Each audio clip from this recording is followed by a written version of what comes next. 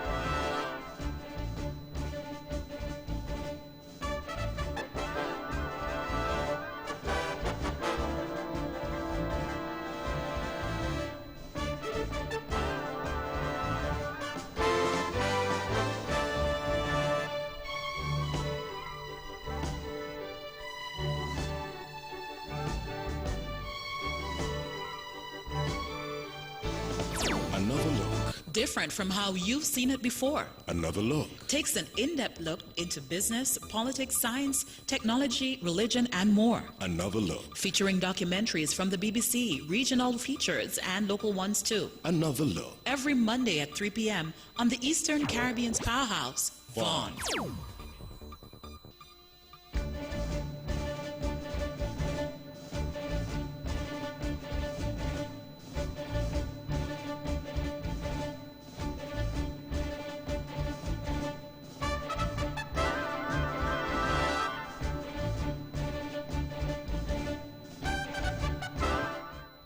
Welcome back and now on to the national news in detail.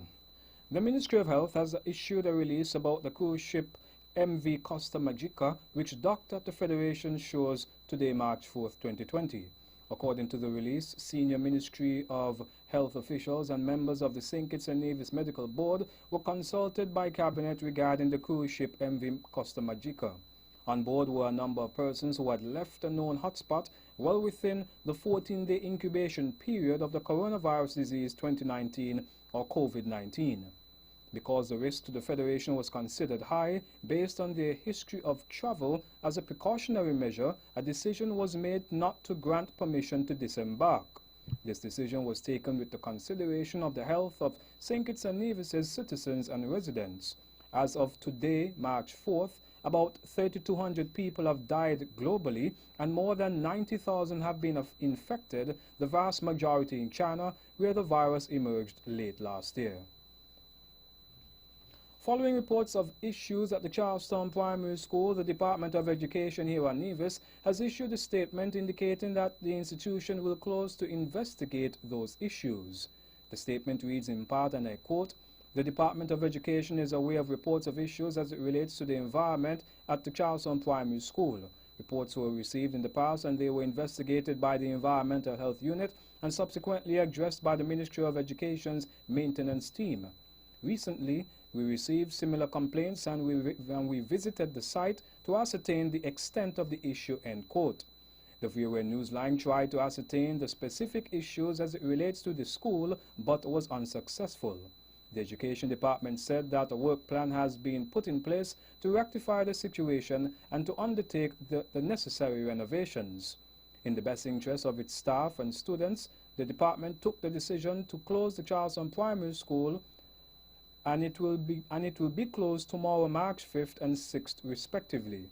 School is scheduled to reopen on Monday, March 9th. Nevis's Premier, the Honourable Mark Brantley, has expressed his views concerning St. Kitts and Nevis being removed from the European Union's list of non-cooperative jurisdictions. The European Council announced in February of 2020 that St. Kitts and Nevis has managed to implement all the necessary reforms to comply with EU tax good governance principles ahead of the agreed deadline and is therefore removed from Annex 2. The Council's February 18, 2020 press release explained that jurisdictions that do not yet comply with all international tax standards but committed to reform are considered cooperative and included in a state of play document Annex 2. St. Kitts and Nevis made commitments at a high political level to remedy the European Union's concerns. Mr. Brantley expressed his delight regarding the aforementioned. Now that for me is significant. It is very significant because you would recall that we were forced to go into the Parliament here close to Christmas 2 years running in order to meet deadlines that were imposed. The federal government also had to go to the Parliament over there. And working together on the advice of our technical team, whom I would wish to give all the credit because they're the ones who told us what we should do. We accepted that advice, we went to the Parliament, and the consequence is that the European Union has said to us, you have passed whatever the test it is that they have imposed. Meanwhile, he added, we have said to them, thank you, but in future, let us have some dialogue. Let us have a discussion. So rather than taking punitive measures against small countries such as ours, let us first discuss what needs to be done and see how we can meet the concerns. But good news, nevertheless, that we no longer have to deal with that. And this, of course, follows on from October 2018, when the OECD Global Forum on Transparency and Exchange of Information published a second-round peer review report on St. Kitts and Nevis and gave us a grade of largely compliant. The Honorable Mark Brantley. Assistant Commissioner of Police ACP Mr. Adolph Adams lauded the officers from the Nevis Division of the Royal St. Christopher Nevis Police Force for their stellar performance over the last year, but encouraged them to keep on the path of continuous improvement on February 29th. He was speaking at the recently held Division C Constable of the Year Award ceremony and dinner. He told the officers that being professional is about having strong skills and competence in policing. The ACP explained that if they wanted to build a legacy or leave a lasting impression on the public, their peers and stakeholders, then it was imperative they put more emphasis on professionalism. ACP Adams went on to say that possessing soft skills such as phone etiquette, organizational skills, and strong writing skills are also vital in their field of work. Constables Keisha Mills of the Special Victims Unit, Damien Descent from the Cotton Ground Police Station, Glenville Nisbet from the Newcastle Police Station, Nabil Ali from the Traffic Department, Asif Rahoman from the Gingerland Police Station, and Kevin Davis from the Criminal Investigation Department were awarded on February 29th at the annual Constable of the Year Awards. The above-mentioned officers from the Division C of the police force were recognized for going above and beyond the call of duty in their respective departments. And over 1,000 delegates from more than 140 countries engaged in negotiations at the headquarters of the United Nations Food and Agriculture Organization FAO on the zero draft of a landmark post-2020 global biodiversity framework and targets for nature to 2030. The Convention on Biological Diversity is an international treaty for the conservation of biodiversity, the sustainable use of the components of biodiversity, and the equitable sharing of the benefits derived from the use of genetic resources. With 196 parties, the Convention has near universal participation. The new Global Biodiversity Framework will be considered by the 196 parties to the Convention on Biological Diversity CBD at the 2020 UN Biodiversity Conference CBD COP15 later this year for adoption. The global framework under negotiations seeks to bend the curve of biodiversity loss by 2030. The goal is to build a future of life in harmony with nature by the year 2050. Speaking at the conclusion of the meeting, national participant for St. Kitts and Nevis, Mr. Evan Parry, environmental scientist in the Department of Environment, indicated that the new global biodiversity framework that is being negotiated is complementary to and supportive of the 2030 Agenda for Sustainable Development. And that's the national news segment. You can visit our website at www.vonradio.com, or you can check us out on Facebook at Von Radio, or our Von Radio YouTube channel for these and other stories. News from across the region is next.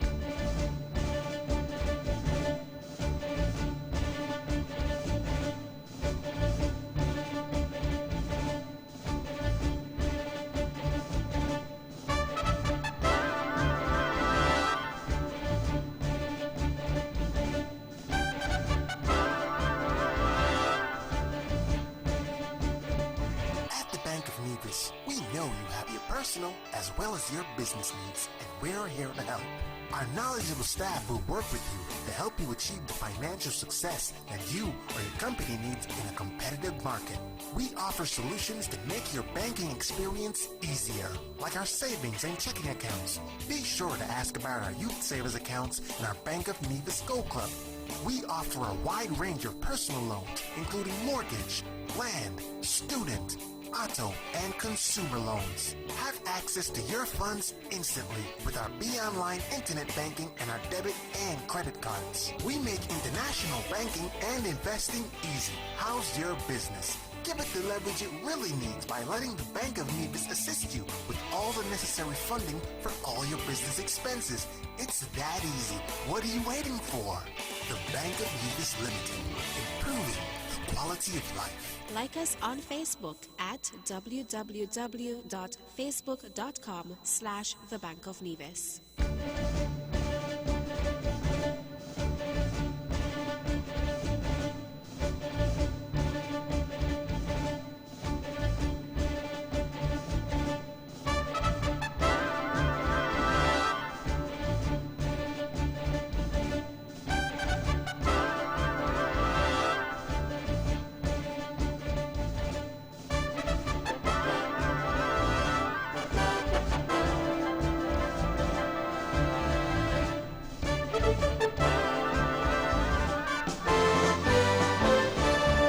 Welcome back and now on to the regional news. Health authorities in the Dominican Republic has stated that they had confirmed the first case of the coronavirus in the country, a tourist visiting from Italy.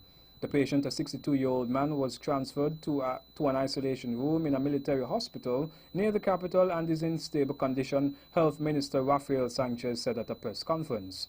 Another tourist, a 56-year-old man from France, is under observation in the hospital and awaiting test results for the virus. As coronavirus spreads rapidly around the globe, Dominican authorities ordered the cancellation of all flights from Milan for 30 days. The measure will affect some 4,000 passengers who had reservations to fly with a low-cost airline from Milan to La Romana, a coastal tourist area, according to statistics from the Ministry of Tourism. In Trinidad, a woman and two men have been arrested by police who forced their way into a house in Chaguanas on Monday night and found a murder victim. Officers of the Central Division Operations Unit say they got an anonymous call and went to a house at Londo Village Enterprise, TrinidadExpress.com says. Residents told police they heard the sound of multiple explosions coming from the house shortly after 3 p.m. on Monday. Officers stormed the house and the body of 29-year-old Kevin Francois was found shot dead with hands and feet tied. Mr. Francois also marked the 100th victim in Trinidad and Tobago for the year 2020 regarding homicides in the country. The BVI Health Authority's BVI HSA has said they are working to have local testing equipment for the coronavirus in full operation within the next few weeks. Chief Executive Officer of the BVI HSA, Dr. Ronald Georges, gave that indication last Thursday after reports surfaced of a potential suspected case of the coronavirus in the BVI. Dr. Georges further stated that once the equipment is present in the territory, the current 2 to 3 day turnaround period for test results will be considerably shortened. Meanwhile, the results of tests on 3 people suspected with the deadly virus in Guadeloupe have returned negative. The samples were analyzed by the Institut Pasteur in French Guiana. The 3 people suspected of contracting the much-feared virus are in good health. They displayed no symptoms of the disease, but earlier this week were placed under observation after it was revealed that a family member had stayed in an area infected with the virus. The negative results are expected to put to rest great concern among residents of Guadeloupe, with many on edge following a dramatic increase in confirmed cases of the virus in France. Haiti's President Jovenel Moïse on Monday named a new prime minister to tackle the country's worsening socio-political and security crisis. The decree naming Joseph Jout to the position was published in the official government gazette after Moïse made the announcement on Twitter, albeit with a different spelling of Jouth's name. Moise said Joth is tasked with forming as soon as possible a government of transparency and consensus capable of rising to the challenges of the moment. Joth has been Environment Minister since September 2018 and was also appointed Interim Finance Minister in September 2019. He replaced Jean-Michel Lapin, who had been acting Prime Minister. Haiti has been in deep crisis since the resignation in March 2019 of Prime Minister Jean-Henri Sient. Joth is the third person Moise has appointed to the post since then. And Chief Elections Officer of the Guyana Elections Commission, GCOM, Keith Lowenfield, has made it clear that the official results of the elections must be declared by GCOM and that persons should not look for that information in another place. Lowenfield was at the time responding to questions about rumors of the election results circulating on social media. And that's it for our regional news segment. International news and sports comes up next.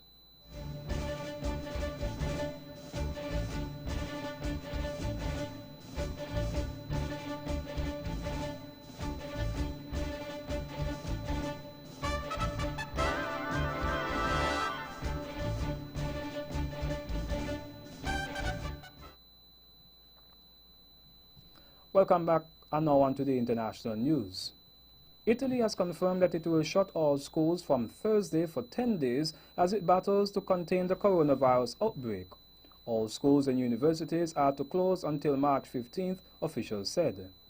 A total of 107 people have now been killed by the virus in Italy, which has the most serious outbreak in Europe. Prime Minister Giuseppe Conte said the country's health service risked being overwhelmed. Most of the more than 3,000 cases are in the north, but others have been confirmed in 19 of Italy's 20 regions. Globally, about 3,200 people have died and more than 90,000 have been infected, the vast majority in China, where the virus emerged late last year. The BBC's Mark Lowen reports. It's afternoon break at the Pius IX school in Rome and the start of an early Easter holiday. With the government now closing all schools and universities, the European country worst hit by coronavirus is stepping up attempts to halt it.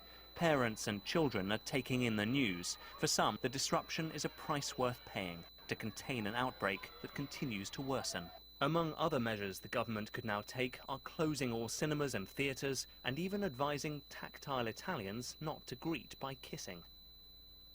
Venezuelan President Nicolas Maduro has urged women to have 6 children for the good of the country.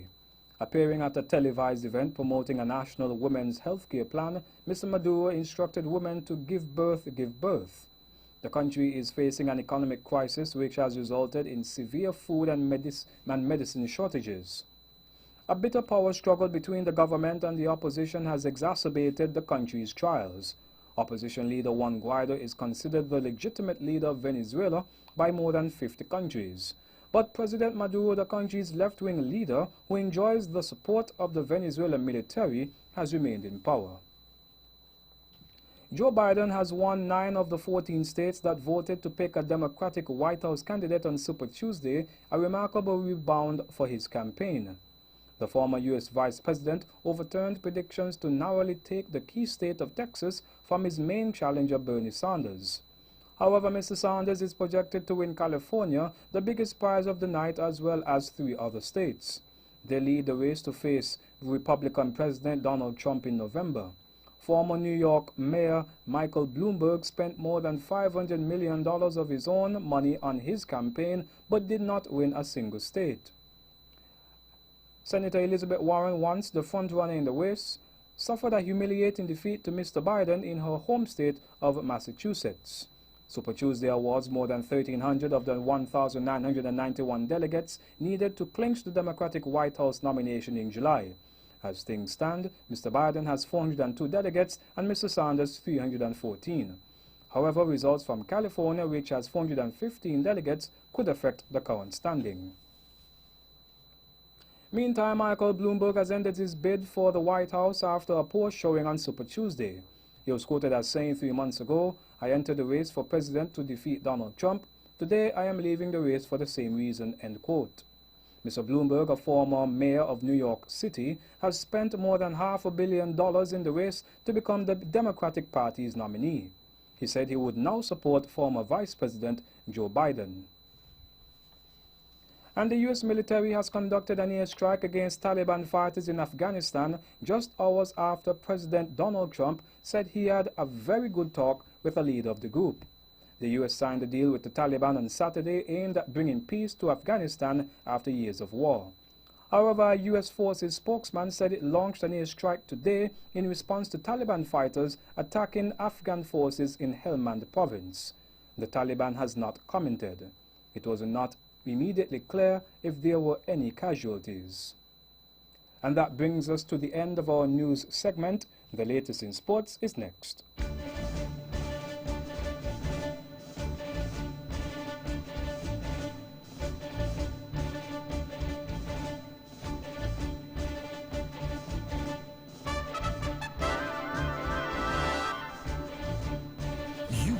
To acquire your very first home, your dream car, your business, your personal property. The TDC Insurance Company knows how much they mean to you and understand the importance of protecting your investment. We offer the best solutions with affordable rates, a straightforward process, and a range of options to discount your overall premium. At TDC Insurance Company, we take good care of you, guaranteeing you peace of mind. Give us a call at 465-2845 or 469-5430 or visit our website at www.tdcinsurance.com.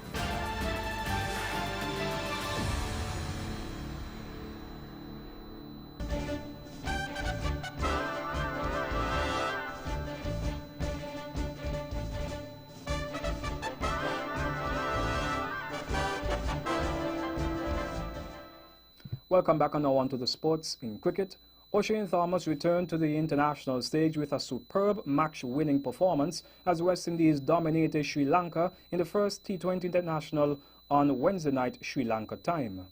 The strongly built six-footer bowled with frightening pace and extracted bounce and movement off the surface as he ripped the heart out of the Sri Lanka batting.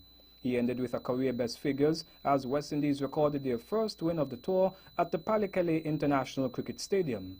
The scores were West Indies 196 runs for 4 off 20 overs, Sri Lanka 171 off 19.1 overs, Oshane Thomas 5 for 28, Rovman Powell 2 for 31. West Indies won by 25 runs. In more cricket, West Indies finished third in Group B of the ICC Women's T20 World Cup when their fourth and final match against South Africa was washed out on Tuesday night Australian time. The match was scheduled to be played at the Sydney Showground Stadium, but the rain started from the first match of the afternoon between Thailand and Pakistan. The team will return home later this week.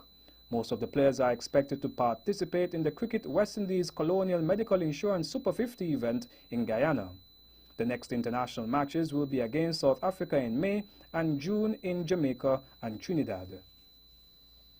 In local basketball, the NABA Chargers engaged ASC Jayhawks in Game 3 of the semifinals of the ongoing Under-20 basketball tournament. The final scores were NABA Chargers 78 points, ASC Jayhawks 72 points. In another game played that night, Bird Rock Uprisers defeated Firestorm 72 points to 60 points in an A-division encounter. In more local sports, the Vernon Lou Preschool held its annual sports meet on Monday, March 2nd on the school's grounds, which was held under the patronage of Mr. and Mrs. Perry Frederick. At the end of the event, the final point standings were Yellow House 219 points, Orange House 203 points, and Greenhouse 173 points. In local cricket, the Nevis Masters continued preparations towards the upcoming Leeward Islands Masters tournament with a friendly match on Sunday, March 1st at the ETW Park. Originally, it was anticipated that the St. Kitts Masters would be present, as they had previously accepted an invitation to come, that's actually to play for the day, but the St. Kitts did not participate, and instead a combined Rollins and Easterns team played. The scores were Rollins, Easterns team, they made 118 runs for 2, the Nevis Masters team made 107 runs for 2, the Rollins team won by 11 runs. In basketball, the New York Knicks hired Leon Rose as their president on Monday, hoping he can sign and draft the kind of dominant players he's been representing. He has spent years as one of the NBA's most powerful agents. According to NBA.com, he will now try to turn around one of its weakest franchises. Rose is taking over a team headed toward its 7th straight season out of the playoffs. However, teams such as Golden State and the Lakers have found success handing their basketball operations to an agent, and the Knicks believe he can do the same. Rose, the former co-head of the basketball division of CAA Sports, replaces Steve Mills, who was fired early last month. And in tennis, world number 1 Novak Djokovic won the Dubai Tennis Championships for the first time since 2013 with a straight-set win over Stefanos Tsitsipas. The 32-year-old Serb, who extends his winning streak to 21 matches, clinched his 5th Dubai title with a 6-3, 6-4 win over the Greek second seed. After a tight start, Djokovic broke for 5-3 with a wonderful cross-court backhand and held for the set. And that's it for sports. The weather is next.